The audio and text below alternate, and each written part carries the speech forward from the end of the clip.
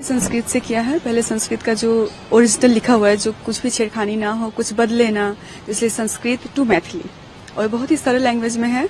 जैसा कि हम लोग बात करते हैं तो एक दूसरे को समझ जाएं, और जो हमारे न्यू यूथ है वो इंस्पायर हो कि पढ़ें और समझें। बहुत सारे सोशल प्लेटफॉर्म्स पे हैं, बहुत सारे लोग के पास है, तो it's very easy to available. एक वो होता है ना जज्बा कि हमारी भाषा के लिए कुछ करना है, तो मेरी मातृभूमि, मेरी मातृभाषा के लिए मुझे कुछ करना था, और इससे पवित्र ग्रंथ तो हो ही नहीं सकता था, क्योंकि मुझे लगा कि ये सिर्फ रिलीजियस बुक नहीं है, ये हमारे जीवन को जीने की कला सिखाती है। तो वो भी एक था, रिलीजियस पॉइंट ऑफ व्यू से सिर्फ नहीं था।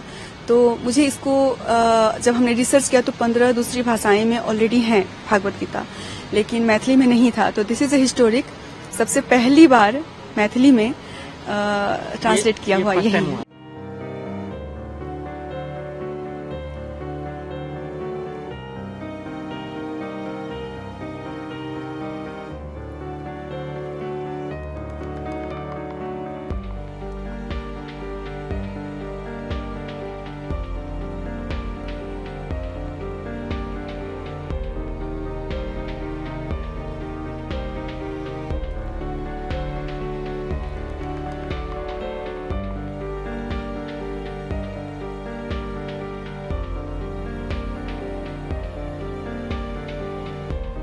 संस्कृत से किया है। पहले संस्कृत का जो ओरिजिनल लिखा हुआ है, जो कुछ भी छेड़खानी ना हो, कुछ बदले ना, इसलिए संस्कृत टू मैथिली, और बहुत ही सरल लैंग्वेज में है।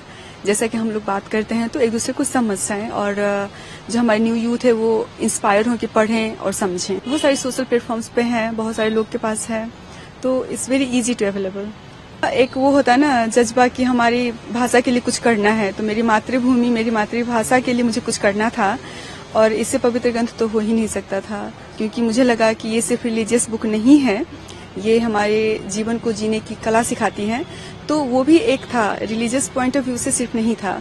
तो मुझे इसको जब हमने रिसर्च किया तो 15 दूसरी भाषाएं में ऑलरेडी हैं भागवत गीता, लेकिन मैथिली में नहीं था। तो दिस इज ए हिस्टोरिक, सबसे पहली बार मैथिली में ट्रांसलेट किया हुआ ये है।